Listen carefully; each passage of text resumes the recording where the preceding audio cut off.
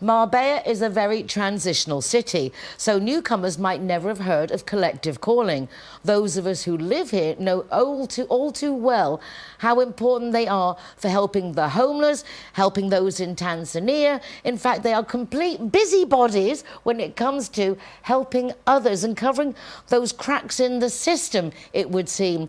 Paul, lovely to see you again. It's been quite a while. It has been, yeah, it has been. How long has it been now? I don't know. I can't remember. A couple of years at least, I'm sure. It has. I mean, it's just you guys are always so busy. And when we have agreed for you to come on the programme, you then something comes up because you've rushed off to save a homeless person or you've had to take a delivery or you're doing something. You're very kind. You and Gemma, I always say Gemma because it's like Spanish, but Gemma, your lovely wife, together you make up a formidable team. That's right. And is it, what, 10, 11 years now that you've been going? It's 8. It's 8 years with Collective Calling. I feel like you've been here forever. Yeah, right. Yeah, it feels like it as well. You've done very well in just 8 years. You're very consolidated. And the charity's gone from strength to strength, a lot of local support. Yeah, it's been great. I mean, as in the name, Collective Calling, it's a collective of people who have a calling to help, right? So it's just been great just to see, you know, all different people from all different nationalities who come to live here on the coast or only spend a couple of months here. And we just had a phone call the other day, actually, from a couple who have moved from America. And they're like, oh, you know, we've just come here and we'd like to get involved locally, and they're going to be volunteering in the charity shop in San Pedro. So it's really great because you get just to meet all different types of people while doing something good, right? So tell us a bit about Collective Calling for those, as I say, in a transitional city. When I first got to Marbella, we were talking before with Lily. She volunteered with AAA. She now has Animals in Marbella Sanctuary. But everyone used to talk about AAA in Marbella, and I thought it was an Alcoholics Anonymous association. Right. Do you know what I mean? It didn't click. And a lot of times I think we take for granted that people just know. So for those who maybe not know, what is Collective Calling? So yeah, Collective Calling is it's a Spanish registered charity. We operate here in Spain. We support the homeless.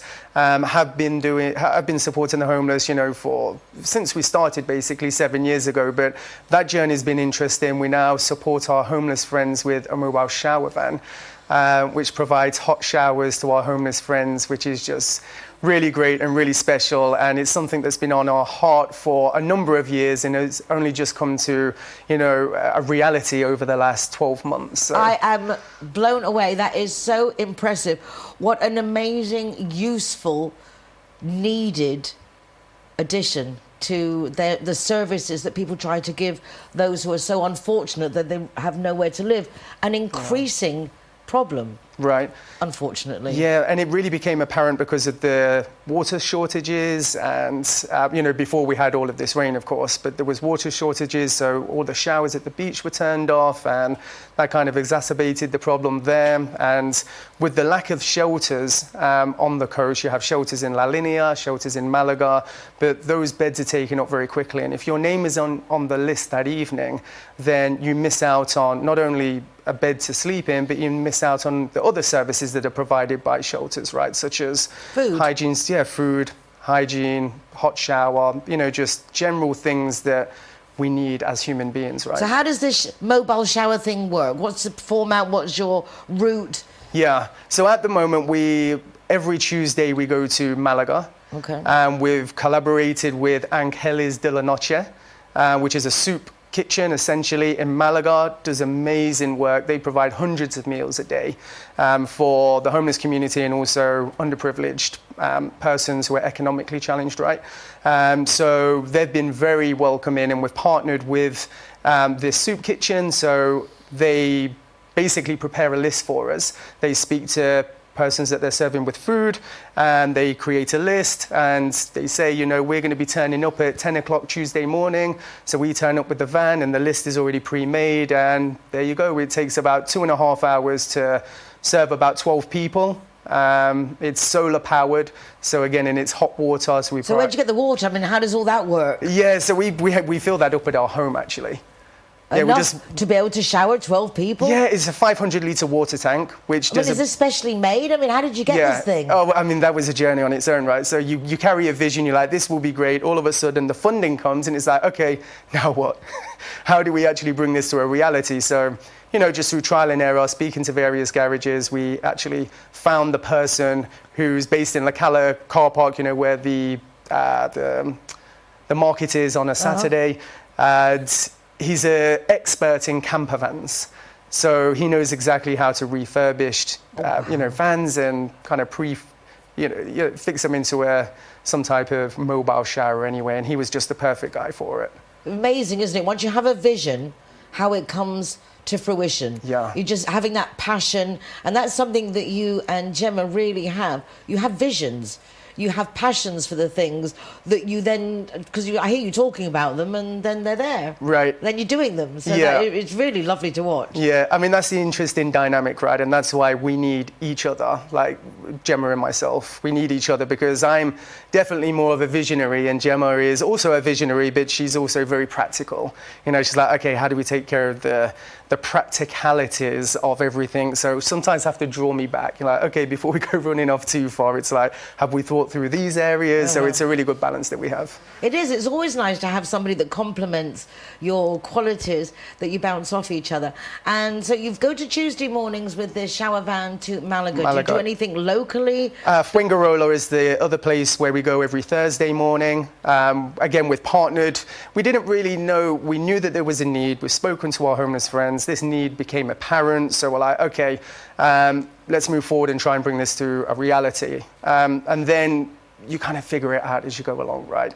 We didn't have the whole business plan, so to speak, mapped out and knowing exactly how we're going to coordinate it. But it looks as though at the moment, the best way for us to coordinate is actually partnering with existing either ministries, churches, organizations, associations, whoever it is who's already providing services to the homeless community, but don't provide a shower service or a hot shower. Then we can come alongside that service provider and provide an additional service. So that's working really well at the moment. Yeah, it makes sense because the people who need it kind of know to go to those places, hopefully, or people direct them to those areas, and therefore it just makes it easier for everybody. And what's the homeless situation like in Marbella and the Costa del Sol? Do we know? Yeah, so I mean, they're really spread out, like we know, right? There isn't any real central points where people are, I suppose, drawn to, because a lot of the services are in Malaga and La Linea, so there's kind of push and pull factors. I know we have food banks, but I kind of think that's like the limit. You can, which is wonderful that people can go and get food if they can't afford to eat. Exactly. But I don't believe that there are any shelters as such and soup kitchens. There used to be. Yeah. But I don't think since COVID they've come back. It's kind of an interesting dynamic. Maybe have to look into that one more. Right. Yeah, exactly. Yeah. Whoever wants to open up a soup kitchen, it's there's a need there, I'm sure. There definitely is. Yeah. There definitely is. Well, it's lovely to see you again, Yeah, but I do want to have a quick chat with Gemma as well and find out superwoman. Yes, superwoman. Well, it is. I mean, behind every great bloke is an even greater woman. They say that. Absolutely. And it is. It's nice, as you say, that the two of you, you know, like together, you make your plans happen. Yeah. And so we'll chat with Gemma and find out a bit about the shops and what you're doing in Tanzania. Yeah, great. Absolutely. Or Tanzania. Yeah. Thank you, Nicole. Oh, lovely to see you. Yeah, Paul. you too. Congratulations. Good job. Well, thank you. You too.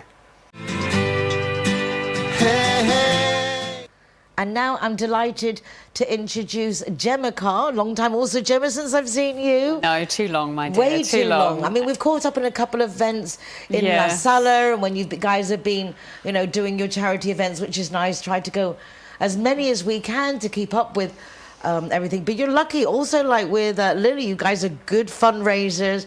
Yes. Good at doing events. Lots of events, yes. And then putting it to good use. That's been put into our lap, yes, definitely. We've got a couple of events coming up as well, so... Tell us about those first. All right, I'll tell you about those first. So we've got a good fun sports event coming up on May the 10th. This is free to come, so come and watch. It's on Portobello Beach by La Pascuera. Okay. And we do it every year, and it's Marbella Beach Olympics.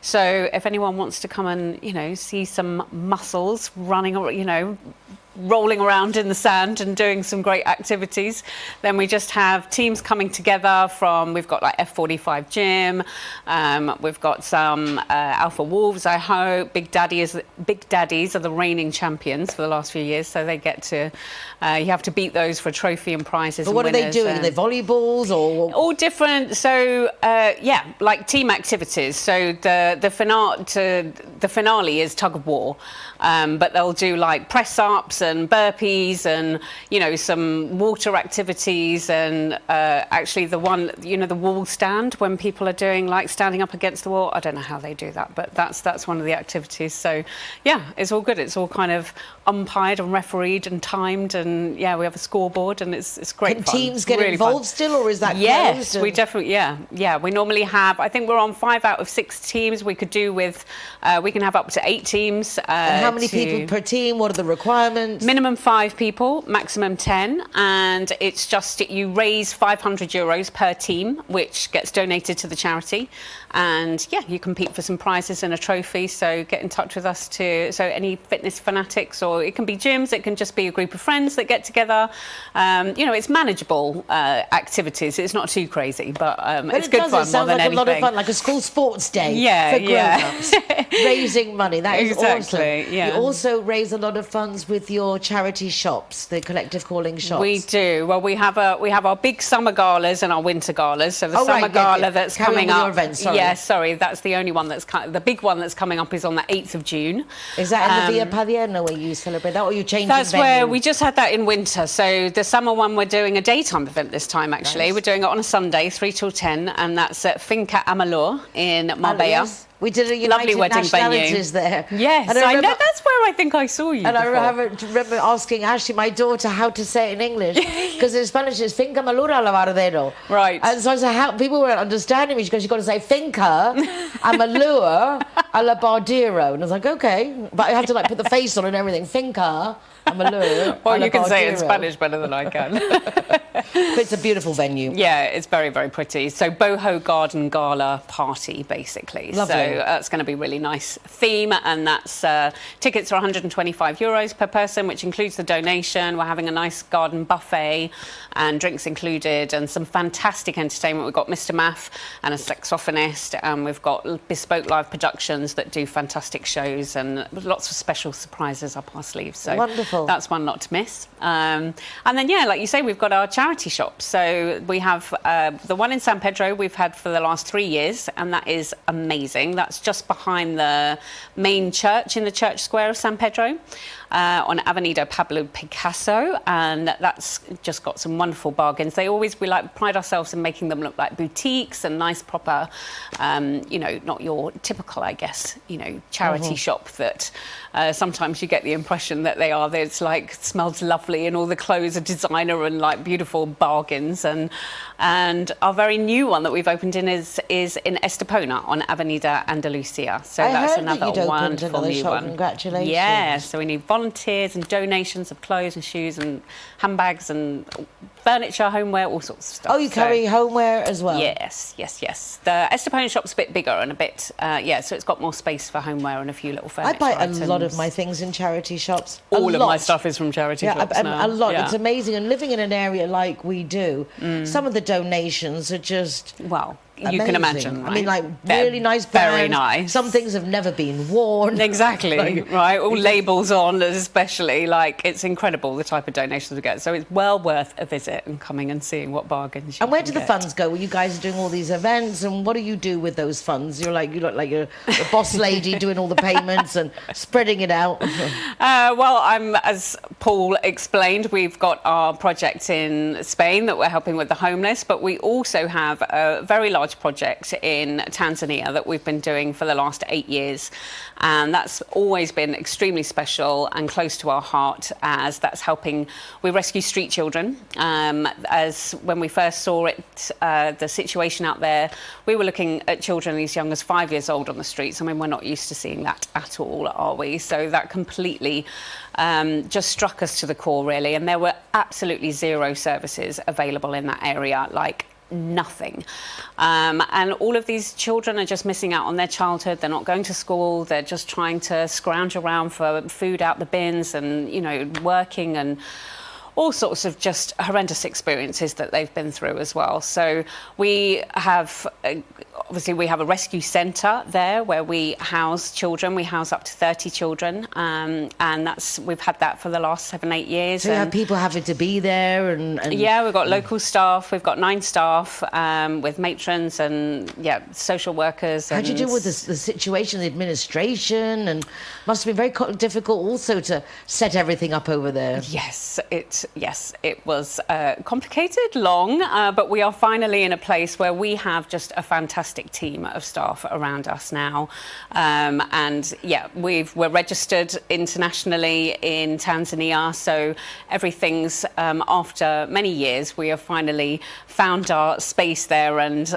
very comfortable and you know, a little bit more used to the whole situation. But yeah, it's really just a wonderful project, and it's about rehabilitating the children and then getting them back into family. So that was the main kind of purpose behind it, and we've just seen some beautiful transformations now of kids that have been with us for 5 years. We didn't intend for them to be with us for 5 years, but there's a group of children that just their home situations were just impossible to be able to get them back reintegrated into, and they've just stayed with us, and we've seen them grow from 9 to 17, 18 now, and they've just, because they start their schooling late, they've only just graduated from primary school, bless them, but they've just entered private secondary school. This is an opportunity that these kids would never have had in any other circumstance, and they're learning English, and they're wanting to be doctors and nurses and engineers, and just they're real leaders in the community, speak so well, very confident, and I've got big high hopes for these beautiful kids. Oh my gosh, it's just so exciting to see. It couldn't be more rewarding if you tried. Oh, it just makes your heart burst every time that I imagine you two jump out of bed in the morning just like so excited for the day. And we just got back from a trip, so it's really encouraging. Like, we always try and, you know, a lot of our videos on social media is just showing people exactly where their donations have gone. So we're actually on the ground just giving them the insights and doing rescues and, you know, showing them sort of home visits and visiting the schools that they're going to, and just seeing all their stories. And so it's just so special, and it's just really encouraging to see the fruit of all the work that we do, from the events and everything that we're having. This is where it's going. It's transforming lives, literally transforming lives. It's beautiful. Wonderful. I mean, what a great couple, a powerhouse couple. Anything we've missed out? Anything else to cover? Just a new group that we've started up called Changemakers. Now, this is very interesting. We hold it once a month, and we hold it at La Sala in Porto Banús. It's on a Saturday morning. It's from 10:30 till 12, and we've opened it up as free to come. We offer coffee and croissant for €5 if you'd like to join us with that. But we have a speaker every week, and it's about bringing like-minded individuals together that want to help the community, that want to do something good with their talents and their gifts. So it's about really discovering what your gift is, developing your gift. So it's a lot about self-development. A lot of the speakers are here to kind of make you the best version of you, and, you know, give lots of tips on how you can help within the community, and how to present yourself, and how to be an encouragement and edify others in the right manner as well. So it's a beautiful group, and we've made some great friends, and you can have up to 25-30 people there sometimes. So we're really making good connections. It's a good social networking, business networking, everything networking. But it's a fantastic group to come along and be a part of. So kind of like a bit of a Rotary, but, you know, instead of donating, which you can do, of course, you're kind of really hands-on and getting out into the community, if that's what you want to do, and actually be a part of helping those around you. So yeah, it's great. It really is great. Yeah, it's good fun. I mean, it's like in anything else. Really wonderful. It's a blessing to have so many people like yourselves on the programme. And I say, when then Lily started off the programme, people who dedicate their lives basically to helping others, what we can say is thank you. Oh, on behalf of our community. Thank you Thank as well you. for highlighting Lovely to see you again. Thank you. And I'll say it right in English now. Thank you, Gemma. Gracias, Gemma. Thanks, darling. Hey.